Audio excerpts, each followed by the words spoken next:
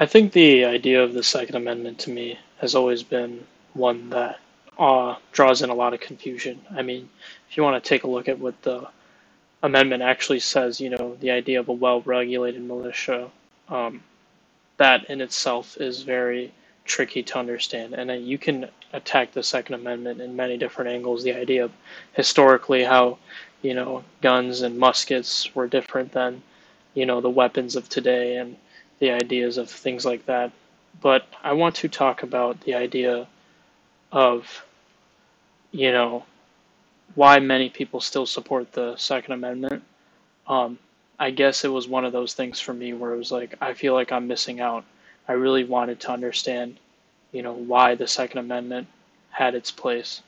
Um, many people will tell you that the Second Amendment is there as the final line of defense against the government.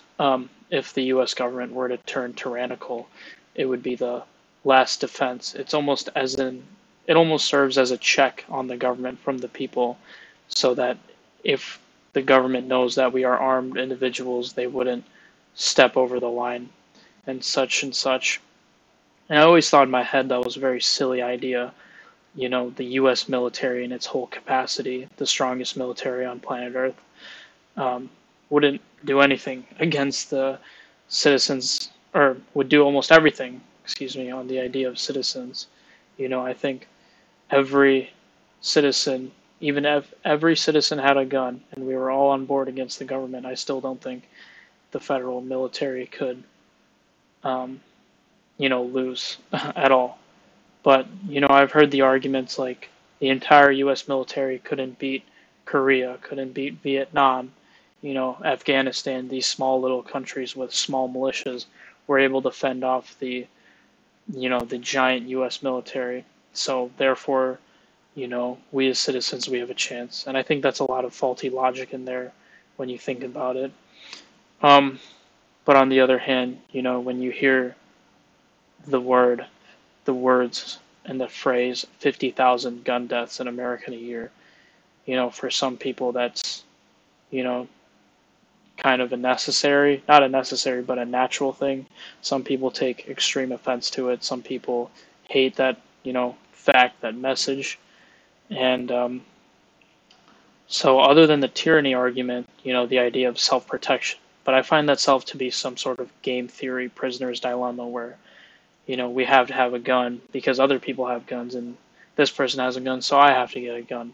It's kind of that circular reasoning of you need a gun because he has a gun. Well, why does he has a gun? Because you have a gun, and these things like that. It almost feels like a small scale arms race that we did with the Soviets. So that idea of personal protection and the idea that the cops, the police, law enforcement can't adequately serve us.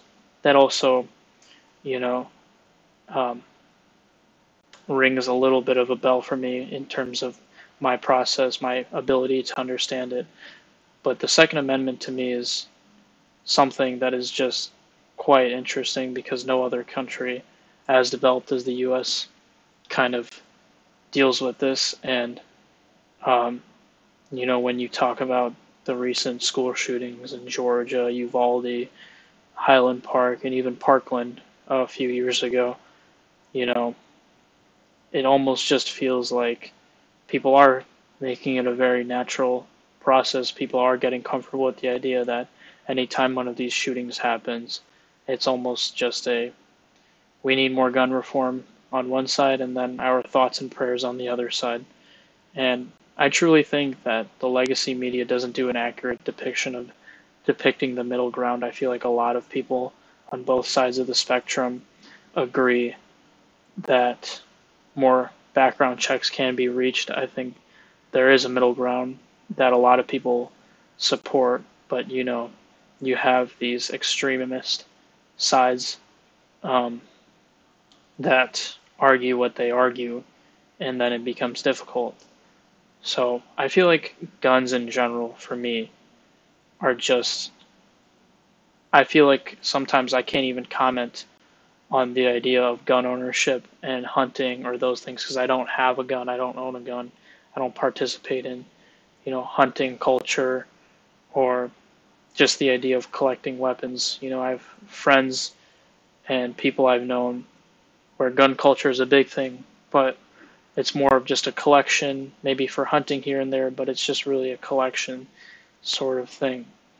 Um, I wonder, after addressing all these problems, I think everybody is aware of the problems that, you know, the Second Amendment has, and, you know, the back and forth, whether or not how hard it is to interpret the Second Amendment. I think one thing that does puzzle me is the solution to all of this.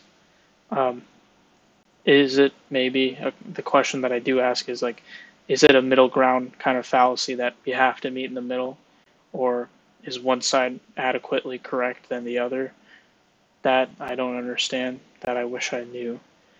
And other than that, it just seems frustrating that because I agree and I think and I 100% believe that nobody sees a school shooting as a good thing. Obviously, people think that it is a problem. People think that gun violence is a problem, but the idea of detaching, you know, the problem to the solution, I think hurts a lot when, you know, conservatives and liberals or progressives or whatever you want to say, um, the the divide is very, very sad, and I think we could do a lot better by saying, you know, being more realistic about the situation. You know, I don't believe, in my opinion, that allowing people to have more guns is certainly going to solve the issue. So, at least in my head, there is a way that there's a start, at least, maybe any way to limit the number of guns in the hands of people. But other than that, I would like to know your thoughts and opinions if you are for or against the ownership of guns, or maybe you're in the middle, like most of America is, and what you think the adequate solution is. And I hope you have a good day. Enjoy your day, and thank you for watching.